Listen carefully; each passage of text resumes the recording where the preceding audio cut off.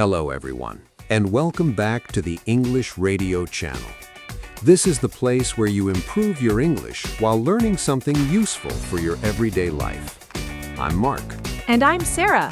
We are so happy you are here with us today. No matter what you're doing right now, we're glad you pressed play. Maybe you are walking your dog in the park. Maybe you are sitting on a train going to work. Or maybe you're just drinking a cup of coffee at your kitchen table. Exactly. You can relax. You don't need a notebook right now, and you don't need a dictionary. Just listen to our voices. Let the English flow into your ears. We like to keep things simple here, but we also talk about real life. And today's topic is something many people secretly struggle with. Oh, yes. I struggle with this too. Today, we are talking about being ambitious, but also feeling lazy. Yes, it is a very common feeling. You have big dreams, you want success, you want to improve your life. You want to speak English perfectly, travel the world, or get a better job. But when it is actually time to sit down and do the work, suddenly your phone looks very interesting. Your bed feels extra comfortable. The weather outside looks too nice to stay inside. And somehow you start watching YouTube videos about how to be productive, and you watch them for 3 hours instead of actually working. If that sounds like you, please don't worry. You are not alone. It happens to the best of us. And today, we will show you exactly how to break this cycle. We will give you simple steps to finally take action. Let's begin with a question for you, the listener. What is your biggest goal right now? Maybe it is learning English fluently. Maybe you want to start a small business from your home. Or maybe you just want to get healthier and start running every morning. You can close your eyes and imagine yourself succeeding, right? You can see it. Confident, happy, proud. But then reality appears. It's Monday morning. It's raining. You feel a little tired. You sit at your desk and you think, I will just check one message on my phone before I start. And boom, 40 minutes disappear. You're looking at pictures of cats or reading the news, and you haven't started your work. So, Mark, why does this happen to us? Why do we do this to ourselves? Well, Sarah, it's because our brains love big dreams. Dreaming is easy. Dreaming is fun. But our brains hate big effort. Actually, Mark, before you explain more, let's pause. I want to highlight a word from the title of our episode today. The word is ambitious. Ah, yes, ambitious. That's a great word, but it's a strong word. Let's break it down. Ambitious. It sounds powerful. What does it really mean? If you are ambitious, it means you have a strong desire to succeed. You want to achieve big things. You don't just want a normal life. You want to reach the top of the mountain. So, being ambitious is a good thing. It is. But here's the problem. When an ambitious goal feels too difficult, our brain gets scared. The brain says, "Whoa, that is too much work. Run away." So, the brain chooses comfort instead of a challenge. It chooses the sofa instead of the running shoes. Exactly. And that leads to our next strong word, Sarah, a word that I think everyone knows the feeling of, even if they don't know the English word. Ooh, let me guess. Is the word procrastinate? You guessed it, procrastinate. Procrastinate. It's a long word, but a very important one. Let's explain it. To procrastinate means to delay doing something that you must do. You know you should do it, but you push it to tomorrow, and then to the next day. Right. You procrastinate because the work feels too big or too boring. So, how do we stop procrastinating? So what is the solution, Mark? If our brain is scared of big goals, what do we do? The secret is simple. Stop thinking about everything at once. Imagine you're climbing a huge mountain. If you stand at the bottom and look all the way up to the top, hidden in the clouds, how do you feel? You feel terrified. You think, I can never climb that. It will take weeks. I will be exhausted. Hold on, Mark. You just used a great word to describe that feeling. You said terrified, but let's introduce another word for our listeners. Overwhelmed. Ah, overwhelmed. Yes, overwhelmed. That's exactly how you feel when you look at the top of the mountain. What is the best way to explain overwhelmed to our listeners? Imagine you're holding a cup and someone pours a whole bucket of water into it. The water spills everywhere. The cup can't handle it. That's how your brain feels when it's overwhelmed. There is too much stress, too much to do, and you feel like you're sinking. That's a perfect picture. When we feel overwhelmed, we do nothing. We freeze. But what if you don't look at the top of the mountain? What if you only look at your shoes and the first step right in front of you? That feels completely different. One step is manageable. Anyone can take one step. Exactly. So, applied to learning English, instead of saying, I'm going to study English grammar for 3 hours today, Which will definitely make you feel overwhelmed. right. Instead of that, say, I will open my English book and read for just 5 minutes. 5 minutes is easy. Your brain says, oh, 5 minutes? I can do that. That's not scary. And the magic is once you start those 5 minutes, you almost always continue. You might study for 20 minutes or an hour, but starting is the hardest part. You trick your brain by making the start incredibly small. Now, let's talk about a powerful psychological trick to help you take action. I love this trick. I use it every morning. Usually, people write a to-do list, right? They write down 1. Buy groceries. 2. Study English. 3. Call the bank. Yes, and sometimes looking at that list makes you feel, well, overwhelmed again. It looks like a list of demands, a list of heavy work. So, instead of a normal to-do list, try this trick. Write your day as if it already happened. Write it in the past tense. This is so cool. Let's give an example. Instead of writing study English, you write, I studied English for 30 minutes this morning and I felt very confident. Instead of writing finish the office report, you write, I finished my heavy work report by 2 p.m. and I relaxed with a nice cup of tea afterward. Why does this work, Mark? Because it changes how your brain sees the task. When you write it in the past tense, you are planting a seed of success in your mind. Your brain reads it and thinks, oh, we already did this. It wasn't so bad. It feels less scary and more achievable. It actually brings up a great vocabulary word. Mark, let's look at the word accomplished. Accomplished. Accomplished. That is a beautiful feeling word. Yes, when you finish a hard task, you feel accomplished. It means you feel successful, proud, and satisfied because you completed something difficult. When you write your daily list in the past tense, you are letting your brain feel accomplished before you even start. You are tasting the victory, and that makes you want to go do the work. Let's be honest with each other, Sarah, and let's be honest with our listeners. Okay, I'm ready. If something is boring, we try to avoid it. That is just human nature.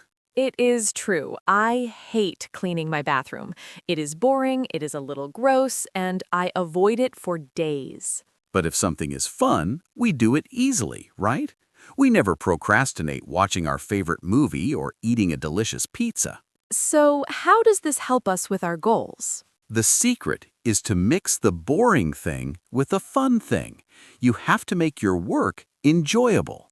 In psychology, they call this temptation bundling, but we can just call it making work fun. Give me an example. How do I make cleaning my bathroom fun? Well, what is something you love doing? I love listening to 1980s pop music and singing loudly. Perfect. So you make a rule. I am only allowed to listen to my favorite 80s pop music while I am cleaning the bathroom. Oh, so the boring task is attached to the fun reward. Exactly. Play loud music while cleaning. Drink your absolute favorite expensive coffee only while you are studying English grammar. You can also change your location. If you hate working at your desk, go to a beautiful park and read your notes under a tree. You can also use a timer and turn your work into a game. Tell yourself, let's see how many vocabulary words I can write down in exactly 10 minutes. Ready, set, go. You're racing against the clock. It feels like a sport. Right. Now, Sarah, there is an enemy to this fun focus. Let's introduce our next strong word, distraction. Ah, distraction. Distraction. This is a dangerous word for ambitious people. It really is. A distraction is something that steals your attention away from what you should be doing. For example, my phone is my biggest distraction. If it beeps, I stop studying and look at it. So, if you want to make work fun and focused, you must remove the distractions. Put the phone in another room. Turn off the TV. Create a clean space so you can focus and win your game. Mark, have you ever started doing something small, like washing just one single dirty plate in the kitchen? Oh, all the time. I walk into the kitchen, see a huge pile of dirty dishes, and I think, I'm too tired. I will just wash this one coffee cup so I can use it. And what happens after you wash that one cup? Well, my hands are already wet, the soap is already on the sponge, so I wash a plate, then a bowl. And suddenly, 20 minutes later, the whole kitchen is completely clean. Exactly. This is the magic of the human brain. Once you start something, your mind actually wants to finish it. There is a psychological term for this. It is called the Zeigarnik effect. When a task is unfinished, your brain keeps thinking about it. It creates a little bit of uncomfortable tension. The brain wants closure. So we can use this to our advantage. Do not aim to finish a big project, just aim to begin it. Don't say to yourself, I am going to sit down and write a 4-page essay in English. Just say, I will open my laptop and write one single sentence. Then I can stop if I want to. And what happens? You write the first sentence, your hands are already on the keyboard, your brain gets engaged, and one sentence becomes a paragraph. A paragraph becomes a full page. And before you know it, the essay is done. The power is completely in the starting. A heavy train uses most of its fuel just to start moving. But once it is rolling down the tracks, it takes very little energy to keep it going. Be the train. Just start moving. Now, we need to talk about a very tricky trap, the trap of feeling busy. Oh, this is a dangerous one. Sometimes we feel very, very busy all day long, but we are not actually being productive. What is the difference, Mark? Being busy means you are doing things, answering random emails, organizing the folders on your computer perfectly, buying new pens for your desk, checking your phone notifications. You are moving around a lot, so you feel like you are working hard. But being productive means you are actually making real progress toward your goal. If your goal is to speak English, buying new pens is being busy. Actually speaking to an English tutor for 15 minutes is being productive. Ah, so we often do busy work to avoid the real work because the real work is harder. Exactly. So throughout your day, you need to pause and ask yourself a powerful question. Does this action move me closer to my ultimate goal? If the answer is no, it is just a distraction. To manage this, successful people use a system. You can even visualize it. Shutterstock. Explore. That is a helpful diagram. It shows you how to separate tasks into what is important versus what is just urgent. Right. You must focus on the important tasks first. And for the things that are just busy work, you might need to use our next strong vocabulary word. Sarah, the word is delegate. Delegate. Del-a-gate. This sounds like a word a business manager would use. It is. To delegate means to give a task or responsibility to someone else. For example, if I'm a manager, I don't need to clean the office floors. I delegate that task to the cleaning staff, so I can focus on planning the business strategy. Exactly. A smart leader knows how to delegate.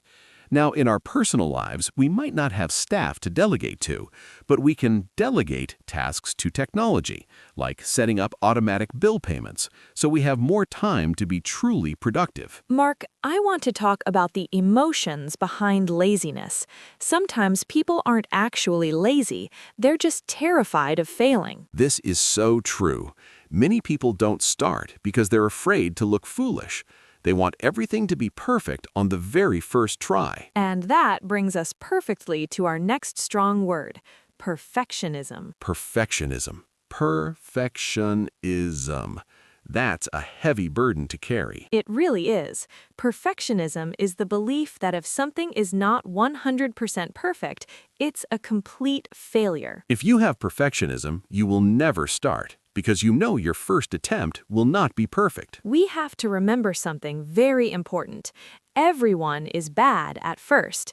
Every expert, every famous artist, every fluent English speaker, they were all terrible beginners once. When I first started recording podcasts, I hated my voice. I made mistakes, I forgot my words. It was far from perfect. But if you had let perfectionism stop you, we wouldn't have this radio channel today. Exactly. So how do we fight perfectionism? You have to give yourself permission to be bad. Choose something to do just for fun, where there's zero pressure to be good. Buy a cheap notebook and draw badly. Put on music in your living room and dance badly. Cook a new recipe, and if it tastes bad, just laugh and order a pizza. When you learn to enjoy the messy, imperfect process of learning, you stop fearing failure.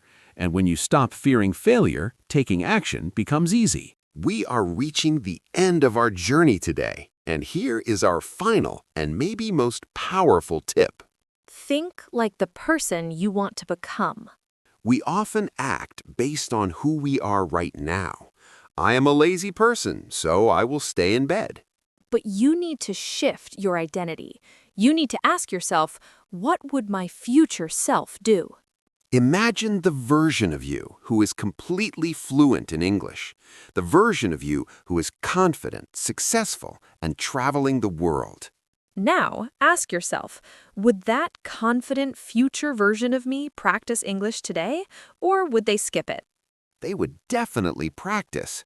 Would a healthy, fit person skip their morning walk just because it is a little cloudy outside? Probably not. They would put on a jacket and go.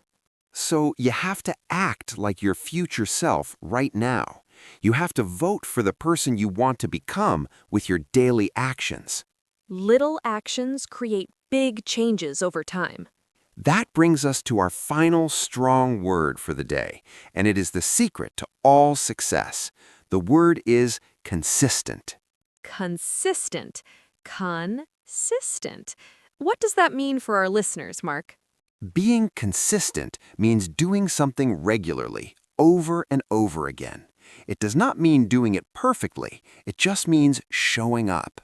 So, studying English for 10 minutes every single day is being consistent. Exactly. Consistency is much more powerful than intensity. Slow and steady wins the race.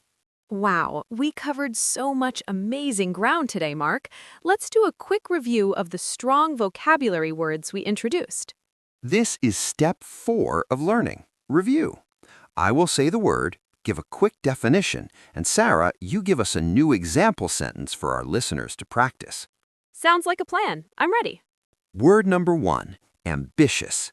Having a strong desire to succeed or achieve big goals. Example, my sister is very ambitious. She wants to be the CEO of the company by the time she is 30. Word number 2, procrastinate. To delay or put off doing something you need to do. Example, I always procrastinate when I have to do my taxes, and I end up doing them the night before they are due. Word number 3, overwhelmed. Feeling completely defeated by too much stress or too many tasks. Example, when the teacher gave us 3 massive books to read in 1 week, the entire class felt overwhelmed. Word number 4, accomplished. Feeling highly successful and proud after finishing a difficult task.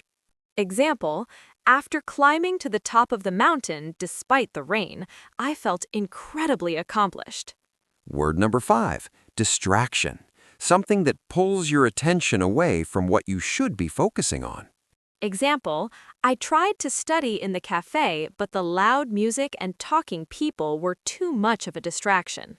And word number 6, delegate. To give a task, duty, or responsibility to someone else. Example, if we want to finish preparing for the party on time, we need to delegate the cooking to John. And word number 7, perfectionism. The harmful belief that anything less than absolutely perfect is unacceptable.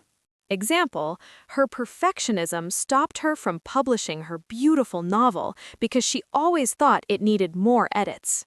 And word number 8, which we introduced earlier, binge watch. We use this when talking about watching productivity videos. It means watching many episodes of a show or many videos in one single sitting. Example, I was supposed to clean the house on Saturday, but instead I binge-watched an entire season of my favorite drama. Excellent review. Try to use at least one of these words in your own life today, listeners. Before we say goodbye, Mark, we have time for 2 quick questions from our wonderful listeners. I love this part. What do we have in the mailbag?